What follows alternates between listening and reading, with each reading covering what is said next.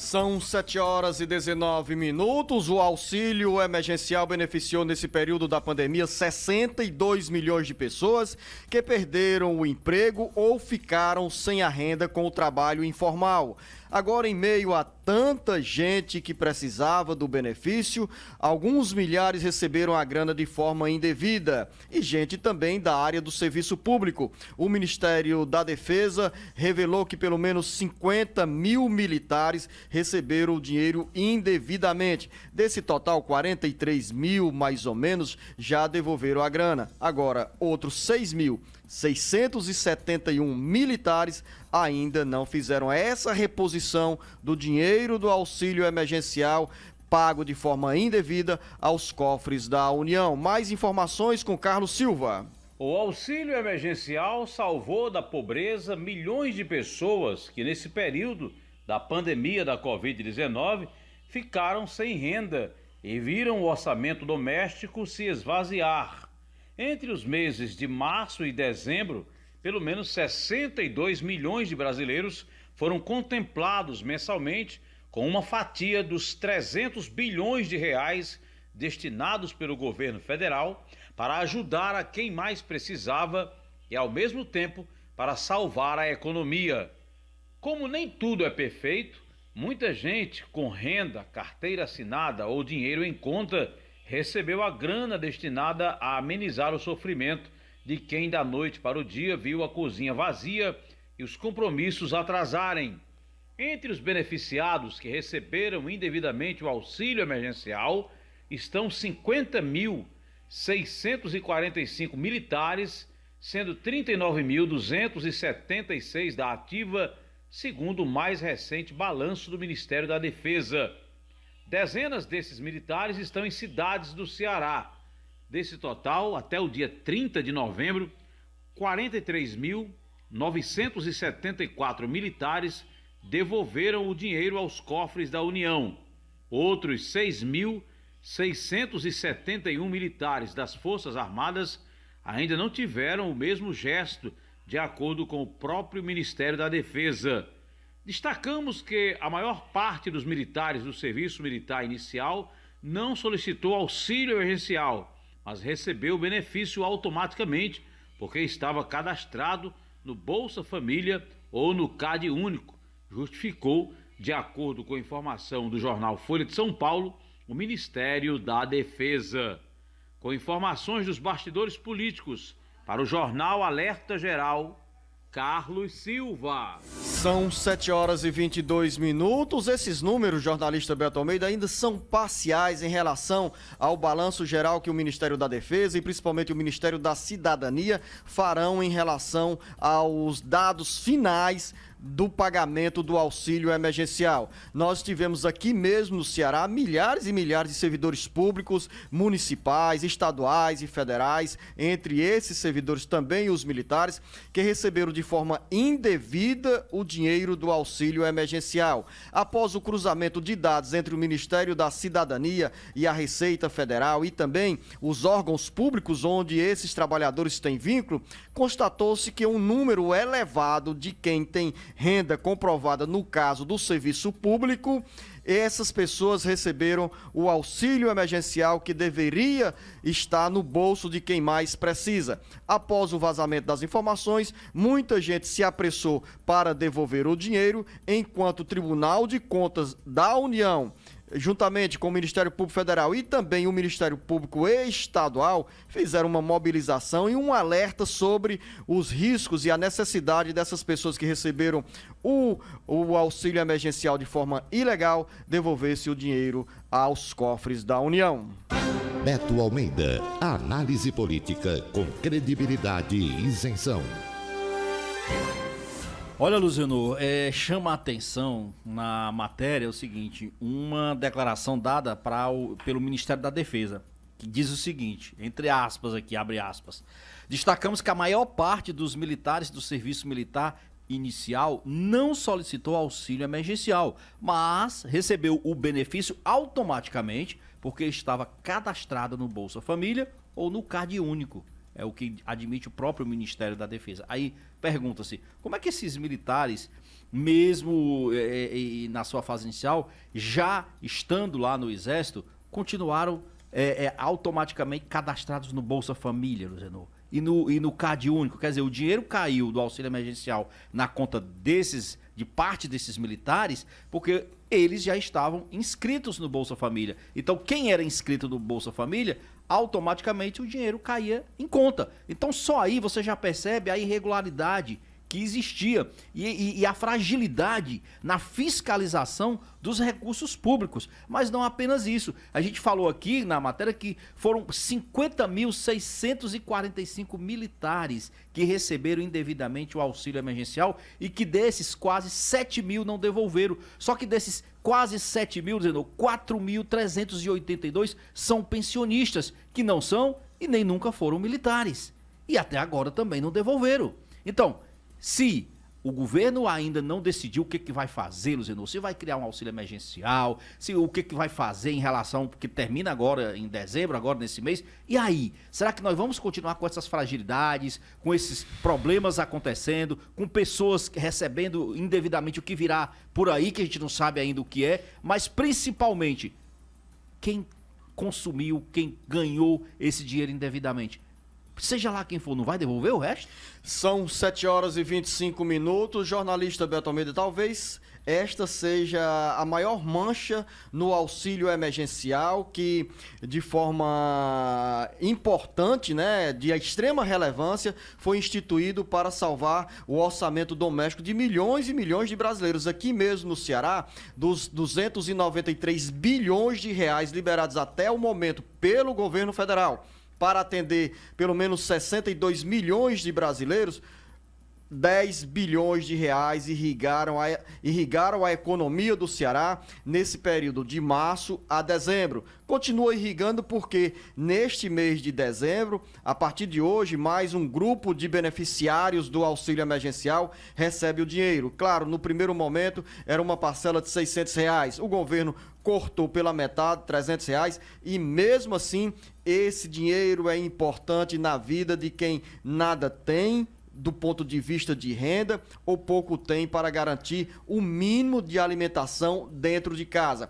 E teve também o auxílio emergencial um papel de extrema relevância. Volto a usar essa expressão, para sustentar milhões e milhões de empregos no Brasil. Porque na hora que o dinheiro entra na economia, a indústria continua se movimentando, continua produzindo, o comércio vai vendendo e o setor de serviço também fica aquecido, deixando assim empregos aí garantidos. Foi uma medida tomada às pressas, mas foi extremamente benéfica para a economia, como você já bem citou, extremamente benéfica, Luzenor, para quem vive no mercado informal, que não tinha uma renda extra e que acabou tendo que ficar literalmente sem uma ocupação, principalmente no período mais crítico da pandemia, que foram os meses de abril e maio. E aí a gente vê até hoje os efeitos benéficos desta medida como um todo para a economia, que inclusive o comércio, supermercados já dizem que vão sentir falta, já estão prevendo uma queda se a partir de janeiro não houver nada que substitua o auxílio emergencial. São 7 horas e 28 minutos. Ainda sobre o auxílio emergencial, você nos antecipou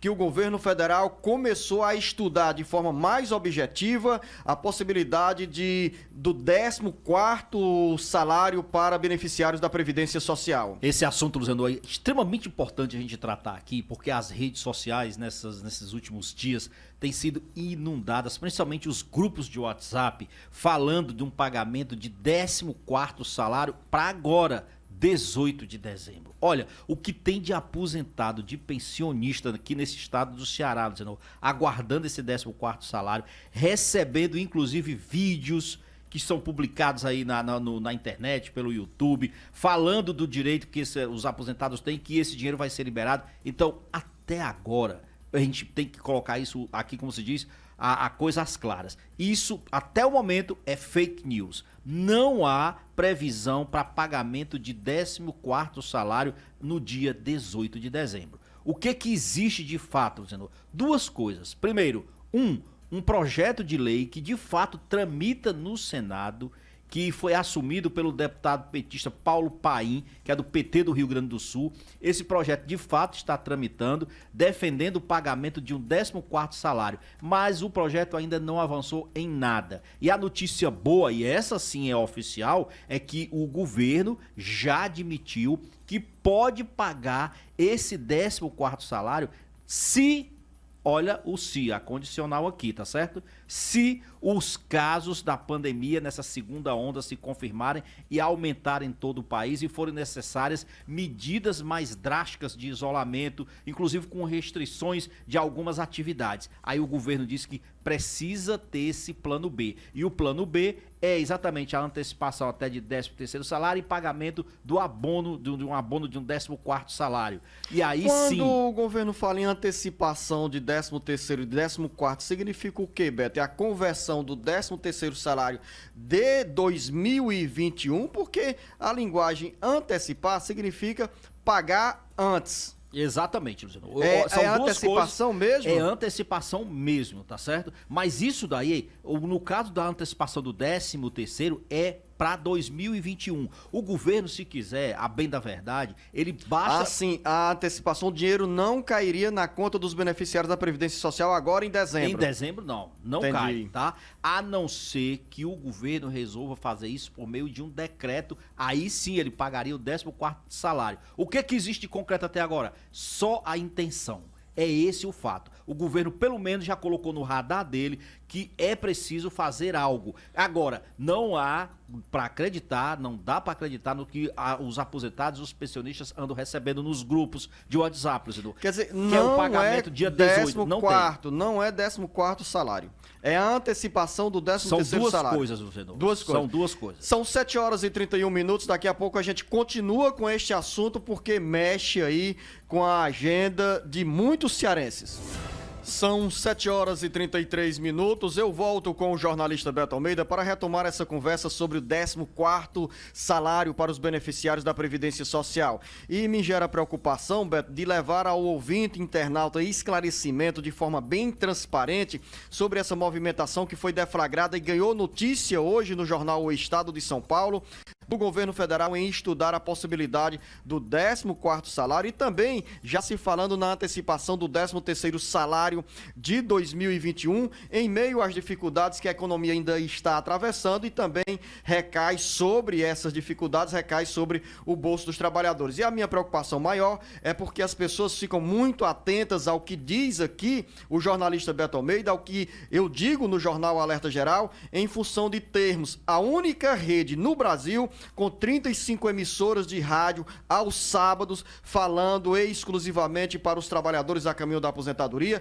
para os segurados da Previdência Social. E nesse público estão os aposentados, os pensionistas da Previdência Social, que ficam sempre na expectativa das notícias veiculadas aqui pelas nossas redes sociais do Ceará Agora e também do jornal Alerta Geral. Diante dessa exposição, o jornalista Beto Almeida, com clareza, para que os aposentados não se iludam, mas ao mesmo tempo tenham alimentada expectativa e esperanças em relação a uma renda extra neste final de ano. Exatamente, Luciano. Então, só para a gente deixar bem claro aqui, o governo está avaliando a possibilidade de pagar um abono salarial, o que a própria equipe econômica define como 14º salário para aposentados e pensionistas que recebam até 2 salários mínimos. Isso já tem data para acontecer? Não. E vai depender de quê? Das condições, principalmente da questão da Covid, da retomada dos casos de Covid. Se isso se intensificar, se for necessário medidas mais drásticas, o governo estuda fazer isso. E em 2021, a possibilidade também de fazer a antecipação do 13º salário. Na real, o governo, se quiser, Luciano, pode fazer por meio de decreto a autorização do pagamento desse 14º salário ainda nesse mês de dezembro. Isso é possível? Vai depender da equipe econômica. O que eu quero colocar bem claro aqui é o seguinte, é que os grupos de WhatsApp andam circulando por aí muitas mensagens dizendo que no próximo dia 18 vai cair o 14º salário na conta dos aposentados. Por enquanto, isso não procede. não é verdadeiro. Então não aguarde o que não está aí para vir ainda. O que existe de real é isso. O governo estuda a possibilidade? Estuda. Além disso, o que existe também? Um projeto de lei que tramita no Senado. Mas, como eu já falei, isso também ainda é uma matéria com tramitação lenta. Mas o que existe na realidade é essa possibilidade que é real. São 7 horas e 36 minutos. Vamos falar sobre outro assunto que interessa a milhares e milhares de cearenses, Beto Almeida, das mudanças na lei que regulamenta o Fundeb, feitas pela Câmara Federal, geram polêmica e preocupação. O deputado federal Idilvan Alencar alertou para o retrocesso e prejuízos para os estudantes do ensino público se o Senado mantiver as mudanças na lei feitas pelo Fundeb, ou pela Câmara Federal. Carlos Silva. O deputado federal Idilvan Alencar, do PDT, definiu nesta segunda-feira, em entrevista ao jornal Alerta Geral, como grande retrocesso a aprovação de mudança na lei que regulamenta o Fundeb. Uma das preocupações é a obrigatoriedade de transferência de 10% das verbas que deveriam ser destinadas ao ensino público, infantil, fundamental e médio, e pela mudança serão direcionados a escolas privadas. Segundo Idilvan Alencar, há esperança de reversão dessa mudança no Senado, mas pelo texto aprovado na Câmara Federal, segundo ele, os prejuízos serão grandes para o ensino público infantil, fundamental e médio.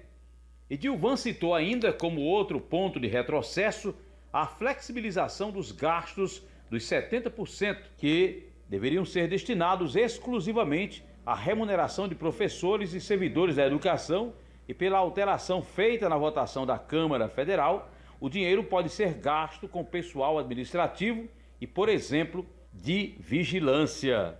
Com informações dos bastidores políticos para o jornal Alerta Geral, Carlos Silva. Organizações que trabalham com o ensino público alertam que o novo Fundeb pode tirar ou pode perder 15 bilhões de reais se o dinheiro das escolas públicas for transferido para a iniciativa privada. 15,9 bilhões de reais, agora com Sátiro Salles. O que o deputado federal Idilvan Alencar, do PT, expôs nesta segunda-feira em entrevista ao jornal Alerta Geral, ao classificar o retrocesso à mudança feita pela Câmara Federal nas regras de aplicação dos recursos do Fundeb, se transformou em uma preocupação nacional. A Campanha Nacional pelo Direito à Educação e a Associação Nacional de Pesquisa em Financiamento da Educação afirmaram por meio de nota que o projeto que regulamenta o novo Fundeb, Fundo de Manutenção e Desenvolvimento da Educação Básica e de Valorização dos Profissionais da Educação, é um retrocesso e poderá tirar dinheiro da educação pública caso seja aprovado no Senado. De acordo com a nota, caso o texto da Câmara seja aprovado no Senado, serão 15,9 bilhões de reais a menos para a educação pública. Isto representa 9,5% do total do fundo em 2019. Segundo ainda a nota das duas entidades, os quase 16 bilhões de reais que poderão ser perdidos para a educação pública com o novo Fundeb são devido ao fato dos deputados terem incluído na Câmara a possibilidade de destinação de 10% das verbas do fundo para instituições filantrópicas comunitárias, confessionais e para a educação profissionalizante, inclusive promovida pelo Senai e Senac. A emenda que disciplina o desvio de recursos do Fundeb para as escolas do Sistema S, Senai e Senac e entidades filantrópicas foi aprovada na Câmara por 258 votos a 180. A emenda, que inclui as escolas religiosas e filantrópicas como beneficiárias do dinheiro do Fundeb, recebeu 311 votos a 131. A nota alerta também que, com essas mudanças, boa parte dos benefícios decorrentes da ampliação da complementação da União deixarão de ir para o setor público e poderão ir para o setor privado, que não possui estrutura e nem capilaridade para atender os desafios postos no PNE, que é o Plano Nacional de Educação 2014-2024.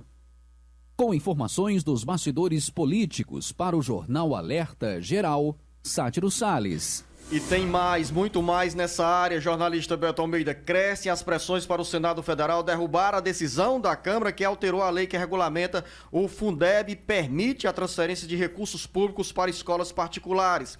As pressões para os senadores barrarem a farra com o dinheiro do Fundeb ganharam corpo nesta segunda-feira com uma nota técnica do Ministério Público Federal. A nota, que foi encaminhada ao Senado, aponta inconstitucionalidade no projeto de lei que trata da regulamentação do novo Fundeb de caráter permanente. Segundo a nota, os dispositivos que autorizam o repasse de recursos do fundo para instituições de ensino privadas violam a Constituição e criam precedente para a precarização do ensino público no país. A nota técnica, elaborada por mais de 300 juristas, entre professores, universitários, pesquisadores, magistrados e membros do Ministério Público e dos Tribunais de Contas, foi encaminhada aos 81 senadores pela Câmara de Direitos Sociais e Fiscalização de Atos Administrativos, em geral, do Ministério Público Federal. Ou seja, os 3 senadores do Ceará também receberam o conteúdo dessa nota. Impressiona, Luzenor, como a Câmara dos Deputados, que deu um bom exemplo aprovando a nova lei do Fundeb, tornando permanente e colocando inclusive o aumento de repasses até 2026, Luzenor, para 23%, atingindo um montante de repasse de recursos. Impressionante como ela dá um passo atrás, exatamente num período em que a sociedade e os próprios políticos estavam meio que anestesiados. Então foram lá, fizeram isso de forma sorrateira, de maneira que o Fundeb, dentro da regulamentação dele, em vez de dar um passo à frente, vira um verdadeiro retrocesso. A gente observa aquela história da boiada, né? Vamos passar a boiada enquanto a turma está distraída? Só pode ser isso. E me impressiona mais ainda, eu volto a repetir aquilo, senhor. Eu não vi manifestações mais fortes, por exemplo, dos deputados federais, inclusive aqui os do estado do Ceará. Não vi manifestações dizendo o seguinte: olha, que houve sim um meia-culpa, nós erramos, vamos ter que corrigir isso. Ou seja, fizeram e agora deixam a responsabilidade para o Senado. O Senado vai ter agora essa cobrança, esse olhar em cima dele, porque essa matéria pode estar em votação hoje, está na pauta do Senado, não quer dizer que ela entre em votação, o Senado começa a votação dele a partir das 4 da tarde, pode ser que retire de pauta para tentar fazer algum acordo, alguma tentativa de modificar tudo isso que está aí. Vamos torcer para que haja pelo menos bom senso nesse trabalho feito no Senado, para a matéria voltar à Câmara dos Deputados e os deputados não fazerem outro papelão com a educação. Jornalista Beto Almeida, você usou a expressão papelão e eu vou ainda mais para usar uma linguagem ainda mais popular. Os deputados federais pisaram na bola. Verdadeiramente pisaram na bola. Eu não sei, Beto Almeida, se aí ignorar o sentimento da população que ainda envolvida e preocupada com essa pandemia do coronavírus, deixou algumas coisas no lado secundário e aí entra a pauta da Câmara Federal para cometer, como disse aqui o próprio deputado Edilvan Alencar em entrevista nessa segunda-feira no Jornal Alerta Geral, cometer um verdadeiro retrocesso, um atraso. É esse projeto de lei aprovado pela Câmara Federal. Ainda bem que o Senado pode corrigir essas distorções. Não dá, repito, para o dinheiro público ser usado em escolas particulares, com caráter de filantropia, e muito menos em escolas do Sistema S, que já são bem contempladas. O Sistema S é muito, muito bem contemplado, com um volume de recursos extraordinário, que poderia até mesmo melhorar as condições do ensino e dos serviços prestados à população com esse dinheiro do Sistema S que sai do bolso de cada um dos brasileiros. 7h44, em 1 minuto, Beto Almeida, para encerrar o bate-papo político. Só para encerrar, dizer o seguinte, Luzenor, que hoje o diretório do municipal do PT aqui de Fortaleza se reúne para decidir qual vai ser o posicionamento do partido e da própria bancada do partido na Câmara Municipal de Fortaleza em relação à futura gestão do prefeito eleito José Sarto. A gente não pode esquecer aqui, por exemplo, que o PT nesses últimos 8 anos manteve um posicionamento de oposição ao prefeito Roberto Cláudio. No entanto, no segundo turno agora, por exemplo, o PT apoiou José Sarto na disputa contra Capitão Wagner. Isso, logicamente, o entendimento era de que o PT poderia fazer um alinhamento em relação ao seu posicionamento com a futura gestão. No entanto, Luciano, o partido caminha pelo que se vê de declarações dadas, inclusive pelo deputado federal José Nobre Guimarães, por representantes dos parlamentares na Câmara Municipal de Fortaleza. O entendimento até esse momento o partido deve se manter na oposição, mas uma oposição que não será tão assim virulenta, vamos dizer, uma oposição mais responsável, mas ainda assim num posicionamento claro de fazer oposição à gestão sem participar dela, inclusive. 7h46, final da nossa conversa. Jornalista Beto Almeida, a você um bom dia, um bom trabalho. A você, ouvinte, internauta, fique ligada, porque tem mais informações. Bom dia, até amanhã. O Ceará inteiro ligado através da informação. Alerta Geral.